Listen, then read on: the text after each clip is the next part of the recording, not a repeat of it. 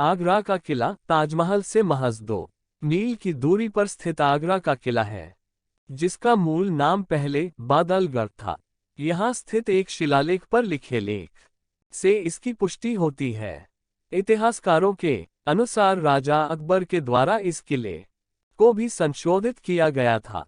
यहाँ की मुख्य संरचना लाल बलुआ पत्थरों से बनी हुई है, जबकि गुंबद किसी अन्य सामग्री से बने हुए हैं। दोनों में ही फर्क स्पष्ट नजर आता है। यहाँ भी एक भूमिगत मार्ग है। यहाँ के भूमिगत मार्ग को भी जालीदार दरवाजों से बंद कर रखा है। यहाँ पर भी ताजमहल के फर्श पर स्थित झरोखों की तरह के झरोखे हैं जो नीचे की ओर जाते हैं।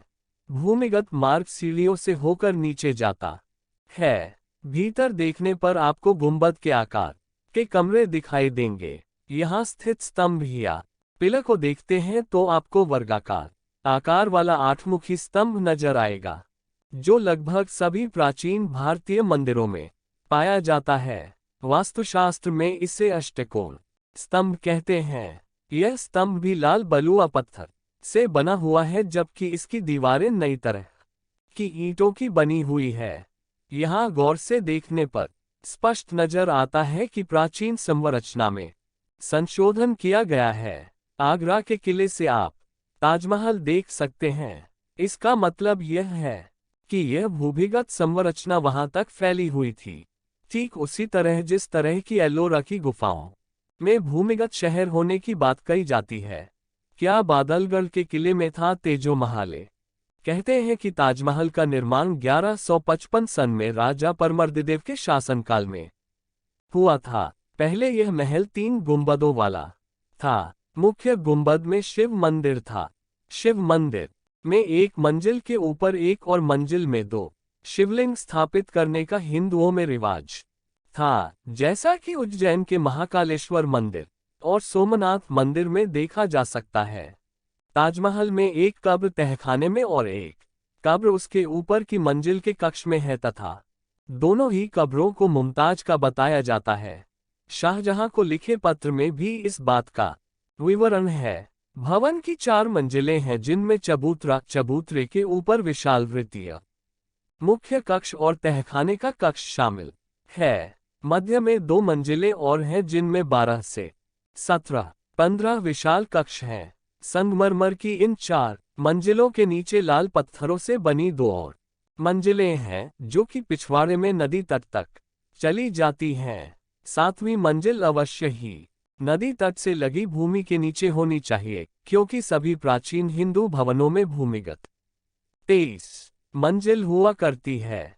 तहखानों का रहस्य नदी तट के भाग में संगमरमर की नींव के ठीक नीचे लाल पत्थरों वाले 22 कमरे हैं, जिनके दरवाजों को चुनवा दिया गया है।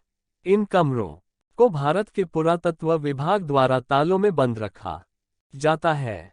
सामान्य दर्शनार्थियों को इनके विषय में अंधेरे में रखा जाता रहा है। इन 22 कमरों की दीवारों तथा भीतरी छतों पर अभी भी प्राचीन हिंदू चित्रकारी अंकित है। इन कमरों से लगा हुआ लगभग 33 फुट लंबा गलियारा है। गलियारे के दोनों सिरों में एक एक दरवाजे बने हुए हैं। इन दोनों दरवाजों को इस प्रकार से आकर्षक रूप से ईंटों और गारे से चुनवा दिया गया है कि वे दीवार जैसे प्रतीत हों। स्पष्टत मूल रूप से चुनवाए गए इन दरवाजों को कई बार खुलवाया और फिर से चुनवाया गया है। कहते हैं कि सन 1934 में दिल्ली के एक निवासी ने चुनवाए हुए दरवाजे के ऊपर पड़ी एक दरार से झांक कर देखा था। उसके भीतर एक वृहत कक्ष, वहां के दृश्य को देखकर वह हक्का बक्का रह गया तथा भयभीत सा हो गया। वहां बीचों बीच भगवान शिव का चित्र था, जिसका सिर कटा हुआ था और उसके चारों ओर बहुत सारी मूर्तियों का जमावड़ा था। ऐसा भी हो सकता है कि वहां पर संस्कृत के शिलालेख भी हों, यह सुनिश्चित करने के लिए कि ताजमहल हिंदू चित्र, संस्कृत शिलालेख, धार्मिक लेख, सिक्के तथा अन्य उपयोगी वस्तुओं जैसे कौन से साक्ष्य छुपे हुए हैं, उसकी 7 मंजिलों को खोलकर साफ सफाई कराने की नितांत आवश्यकता की मांग की जा रही है। गैर मुस्लिम नहीं जा सकता। फ्रांसीसी यात्री बेरनियर ने लिखा है कि ताज के निचले रहस्यमय कक्षों में गैर मुस्लिमों को जाने की इजाजत नहीं थी क्योंकि वहां चौधिया देने वाली वस्तुएं थीं।